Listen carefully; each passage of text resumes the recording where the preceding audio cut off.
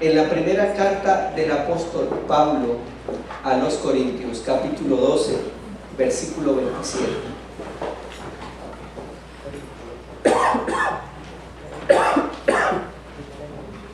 Primera carta del apóstol Pablo a los Corintios, capítulo 12, versículo 27.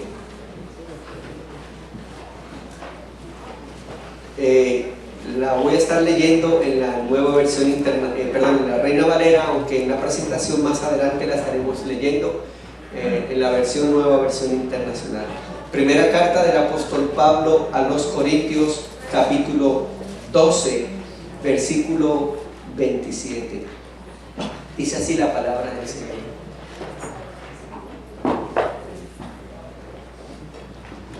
Vosotros pues sois el cuerpo de Cristo y miembros cada uno en particular. Vosotros pues sois el cuerpo de Cristo y miembros cada uno en particular. El domingo pasado fue el último sermón del mes de enero, donde quisimos concluir una serie de 5 sermones hablando de recordando la visión, recordando cuáles fueron esos propósitos para los cuales hemos sido creados, los propósitos para los cuales vivimos y los propósitos por los cuales somos iglesia. El domingo pasado nos enseñaron que uno de los últimos propósitos para los cuales fuimos creados es que fuimos creados después de haber aceptado a Cristo como nuestro único y suficiente Salvador. Fuimos creados o hechos para pertenecer y para servir a la familia de Dios. Fue voluntad del Señor. El domingo pasado hablamos que en su propósito eterno Él siempre deseó tener una familia. Él quiso tener una familia. Él desea su propia familia. Y Él creó todos los elementos necesarios para que tú y yo fuéramos parte y participáramos de la familia de Dios. Y entonces, cuando aceptamos a Cristo como nuestro único y suficiente Salvador, aprendimos que justamente eso, somos injertados, somos metidos a la familia del Señor. Y lo hacemos para servir a la misma familia. En ese sentido, hemos sido hechos para pertenecer y servir a la familia de Dios. En esta mañana, y es el primer sermón de una serie de 4 sermones del mes de enero, donde estaremos presentando cuál es el desarrollo de la temática para el resto del año.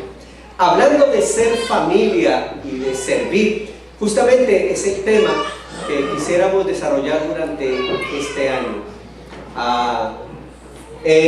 Y queremos desarrollar el tema creciendo en amor a través del compañerismo y usando lo que Dios le ha dado, los dones, los talentos, usando su ministerio para servir.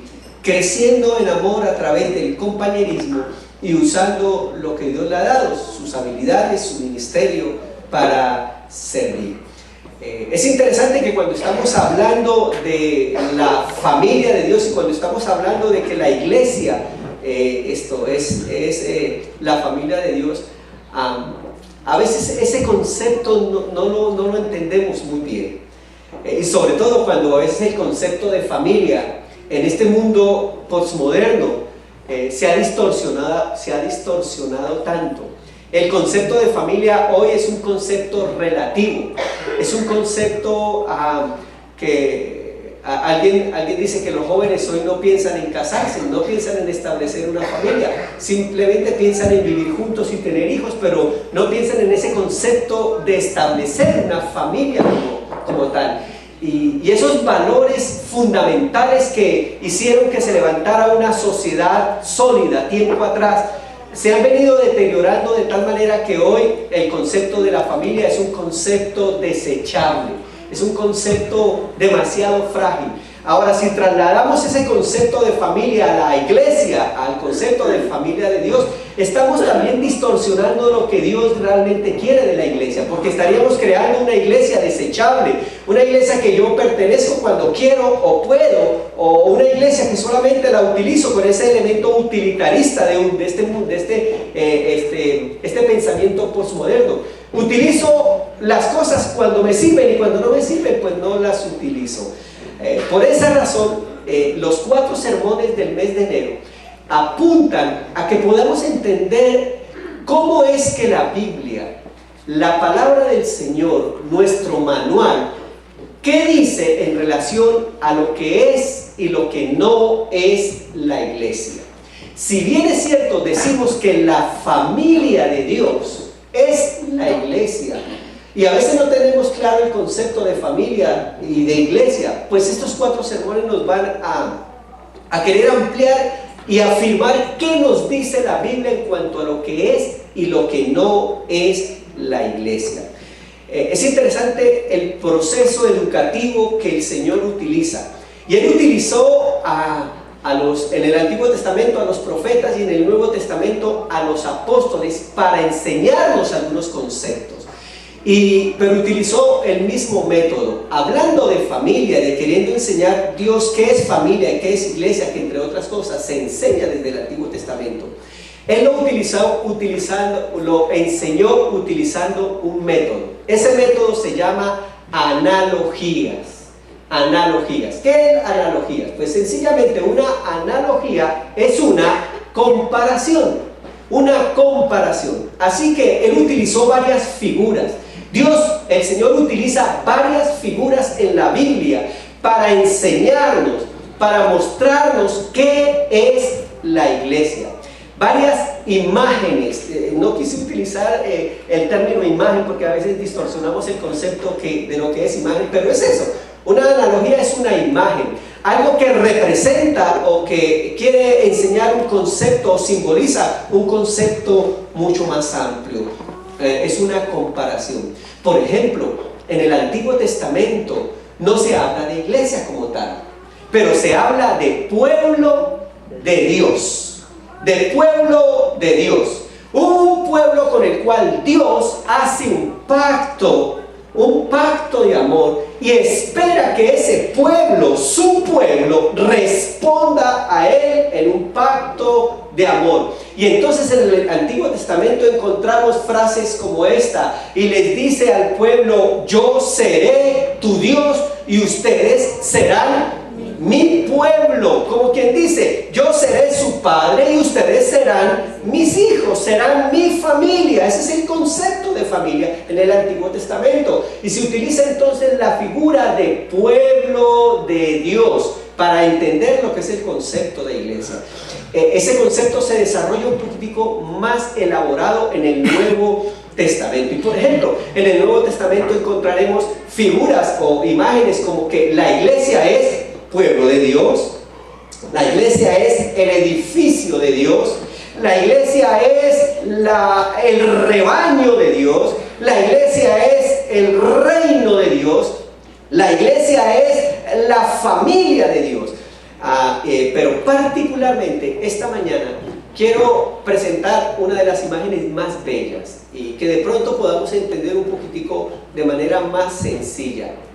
La iglesia es, y así nos lo presenta el Nuevo Testamento, la iglesia es el cuerpo de Cristo. Es una de las imágenes que nos enseña el Nuevo Testamento para entender lo que es iglesia. Ustedes se preguntarán, ¿por qué, pastor, usted nos está queriendo explicar lo que es iglesia? Porque es que no podemos entender eso de compañerismo, no podemos entender eso de vivir en comunidad, si no entendemos qué es lo que Dios quiere, que realmente seamos compañeros o hermanos. ¿Cuáles son? ¿Hasta dónde llegan los alcances de ser hermanos, de ser familia, de ser compañeros, de interesarnos los unos por los otros? ¿Hasta dónde? Entonces, una de las imágenes que el Señor utiliza para mostrar ese nivel de integridad y de integración, es que la iglesia es el cuerpo de Cristo. Para enfocar el tema, yo quiero que por un momentito entonces usted le diga a su hermano del lado: la iglesia es el cuerpo de Cristo.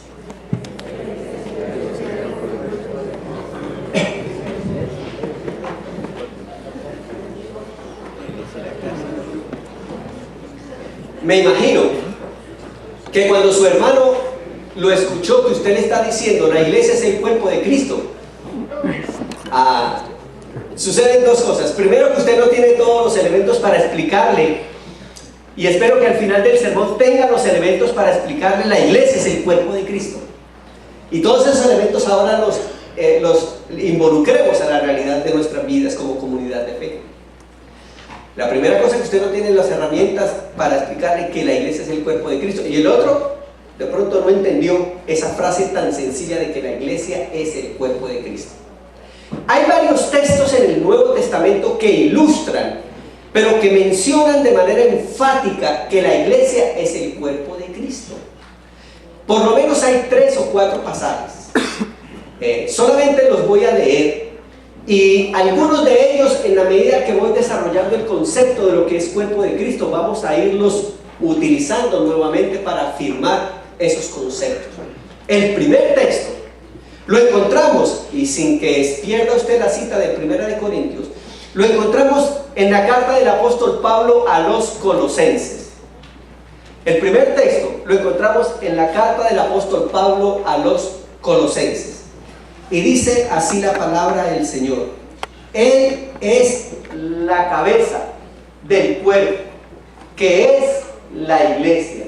Él es el principio, el primogénito de la resurrección, para ser en todo el primero. Permítanme, vuelvo y lo leo. Dice así: Él es la cabeza del cuerpo, que es la iglesia. Lo que el texto está diciendo es que la iglesia es que el cuerpo de Cristo, y que Cristo es la cabeza de la iglesia.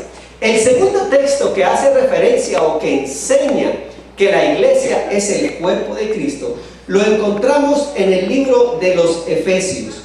Libro de los Efesios, capítulo 4, versículo 16. Esta mañana estoy teniendo un poquitito de problema con la impresión de mi sermón, así que voy a leerlo específicamente de la pantalla. Dice así Efesios capítulo 4, verso 16. Por su acción, todo el cuerpo crece y se edifica en amor sostenido y ajustado por todos los ligamentos según la actividad propia de cada miembro. Por su acción el cuerpo crece y se edifica en amor sostenido y ajustado por todos los ligamentos según la actividad propia de cada miembro. Bueno, pero definitivamente el pasaje central, el pasaje principal en relación a lo que es el cuerpo de Cristo está ahí, en la carta del apóstol Pablo a los Corintios. Ahora yo quiero que usted, ahora sí, abra su Biblia, por favor, porque aunque está en la pantalla el último texto, no está todo el pasaje, y quisiera que por favor usted prestara atención, y es más, leyera y subrayara algunas palabras claves de este pasaje.